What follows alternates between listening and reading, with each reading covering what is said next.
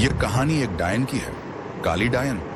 इस कहानी का नाम है दोस्तों, मैंने यह कहानी बनाकर नहीं लिखी। यह कहानी एक सचमुच की घटना है जो कि मैंने अपनी दादी से सुनी है और बहुत पुरानी है। कुछ लोगों का मानना है कि भूतों का कोई अस्तित्व नहीं होता है। आप लोग जानते हैं भगवान का अस्तित्व होता है? तो भूतों का क्यों नहीं? सभी ने रामायण और महाभारत जैसे ग्रंथों में पढ़ा या किसी से सुना होगा कि भगवान जब इस धरती पर थे तब भी भूत पिशाच हुआ करते थे। भगवान निराकार है। निराकार का अर्थ होता है जिसका कोई आकार नहीं होता। जो लोग जिस रूप में भगवान को पूजते हैं, भगवान उसी रूप में उसे दिखाई देते हैं। तो प्रेम से बोलिए, भक्त और भगवान की जय। और समय व्यर्थ न करते हुए मैं आपको अपनी कहानी की ओर ले चलता हूँ। बहुत पुरानी बात है, तब पानी के ज्यादा साधन नहीं हुआ करते। लोग कुएं, बावड़ी, तालाब आदि से पानी पिया करते थे। तो यह कहानी भी एक तालाब की है जो कि उस काली डायन के जादू से अमृत से झर बन गया था। यह डायन कैसे बनी, कैसे इस तालाब का पानी विष बन गया, मैं ये कहानी आपको बताता हूँ। एक गांव में एक औरत के कोई बच्चा नहीं था। वह औरत गांव के मुखिया की पत्नी थी। उसके शादी को काफी समय हो गया था। सब लोग उसे बांझ कहा करते थे। सारे गांव वाले उसका मुंह भी नहीं देखना कहते थे। कहते थे कि इसका मुंह देख लिया तो पूरा दिन बेकार चला जाएगा। पर मुखिया की पत्नी थी, इसलिए लोग थोड़ी बहुत बातचीत कर लिया करते थे। एक दिन गांव में एक फकीरा बाबा भिक्षा मांगते हुए आ पहुंचता है। तो वह बताओ, मैं उसका हाथ देखने लग जाता है और कहता है, आपको बच्चा नहीं है ना?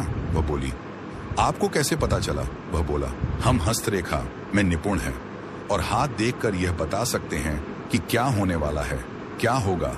वह बोली, अच्छा तो यह बताओ कि मेरे बच्चा कब होगा? तो उसने कहा, आपको भगवान ने बच्चा तो नहीं दिया, पर मैं एक रास्ता बताता हूँ। वह सुनो, अमावस्या की रात को किसी एक ऐसे लड़के की बलि पीपल के पेड़ के नीचे दो जो अपने माँ बाप के इकलौता पुत्र हो, और उसके खून से अपने बाल धोना। फिर कहना, ए प्यासी, तरफ से स्वीकार करो और मुझे एक पुत्र दे दो।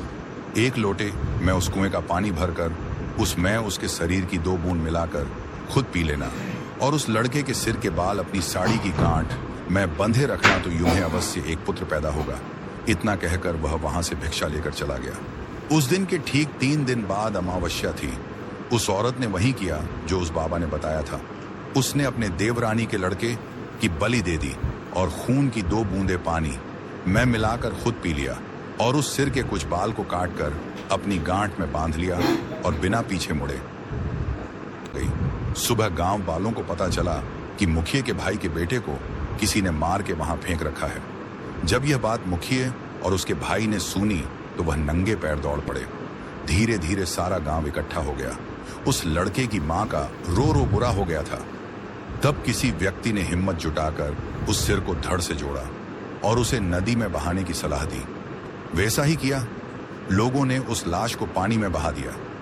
सब लोग यही कह रहे थे, किसने किया, यह सब कैसे हुआ?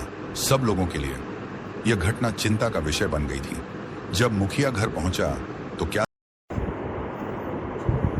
कि उसकी पत्नी तो पकवान बना रही थी। वह बड़ी खुश नजर आ रही थी। मुखिया ने क्रोध में कहा, क्या तुम्हें इस बात का बिल्कुल भी दुख नहीं है कि हमारे भाई का बेटा मर गया है?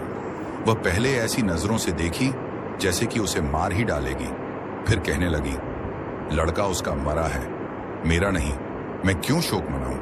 और हंसने लगी और कहने लगी, तुम पागल हो, तुम्हें तो खुश होना चाहिए कि अब तुम्हारे भी एक पुत्र आने वाला है, और यह जानकर और खुशी होगी कि वह इस जायदाद का अकेला वारिस होगा।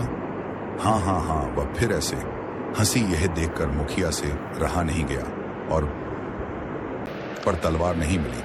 जब वह पत्नी के बेद के पास पहुंचा तो क्या देखता है कि सारे कपड़े खून से लथपथ हैं और तलवार भी वहीं पड़ी है और उस पर खून लगा है। वह यह सब देखते ही समझ गया कि यह सब इसने पुत्र प्राप्ति के लिए बलि दी है। उसने उसे मारने का विचार बनाया कि अभी मैं इसको मार दूंगा तो सब लोग मुझे गलत समझेंगे, और वह वहां से चला गया। उस दिन से गांव में ऐसी ऐसी घटना होने लगी। किसी की भैंस मर गई, किसी ने उसे मार डाला और उसके शरीर के अंग इधर उधर फैले पड़े, जैसे कि किसी ने उसे नोच नोच कर खाया। तो किसी दिन किसी का कुत्ता, किसी का बछड़ा, तो किसी की बकरी मर गई, और उसी तरीके से वह मर रही थी जिस तरीके भैंस को किसी ने मारा था। ऐसी घटना से सारा गांव परेशान था। किसी को यह समझ नहीं आ रहा था कि आखिर हो क्या रहा है। एक दिन की बात है, मुखिया रात को अपने गेट के पास सोया हुआ था। आधी रात के समय उसे गेट खुलने की आवाज आई। वह जाग गया। उसने देखा कि एक औरत बाल फिकरे हुए आधी रात को बाहर चली जा रही है। देखने में तो ऐसा लग रहा था कि जैसे उसको कोई खींच कर ले जा रहा हो।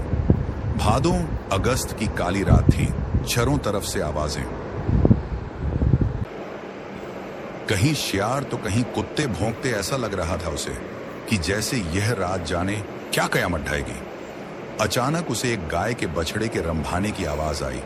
वह समझ गया, हो न हो यही सारे गांव की बर्बादी का कारण है। मुखिया के दिमाग में एक आइडिया आया कि क्यों ना मैं चलकर देखूं कि यह कहां जाती है। वह उठकर चल दिया। उसने आगे चल के क्या देखा कि पड़ोसी के गाय का बछड़ा का कटा हुआ मुंड पड़ा है और उसके धड़ को वह औरत खींचकर पीपल की ओर ले जा रही है। और ले जाकर उसने वही शब्द दोहराया, यह लो प्यासी आत्माओं, मैं तुम्हारे लिए भोजन लाई हूं। सब नियम के पेड़ से छुपकर देख रहा था। एकदम वह क्या देखता है कि चार काली छाया वहां प्रकट हुई। देखते ही देखते वह ऐसे भयानक शरीर में बदल गई कि उसे देखकर उसके शरीर के रोएं खड़े हो गए। उनके ये बड़े बड़े दांत, लाल लाल आंखें, शरीर पूरा जला हुआ, बड़े बड़े नाखून। आंखें तो ऐसे चमक रही थी कि बार बार बदलने वाली लाइट जल रही हो। इतना भयानक दृश्य उसने अपनी जिंदगी में कभी नहीं देखा था। इतना भयानक दृश्य उसने अपनी जिंदगी में कभी नहीं देखा था। वह क्या देखता है कि वो चरों भूत और उसकी पत्नी उस लाश, भूखा व्यक्ति खाने पर टूट पड़ता है। यह सब देखकर मुखिया के पर के नीचे की जमीन खिसक गई कि उसकी पत्नी एक डायन है। जब उन्होंने सारे मांस को नोच नोच कर खा डाला, तब उसने एक भूतों की एक बात सुनी और कहा कि बस 3 दिन बाद फिर अमावस्या है और हमारी शक्ति उस दिन बढ़ जाएगी। तब हम तुम्हें पूरी शक्ति सौंप देंगे और तुम अपनी मर्जी से कुछ भी कर सकती हो। तुम गांव वालों को अपनी उंगली पर नाचा सकती हो।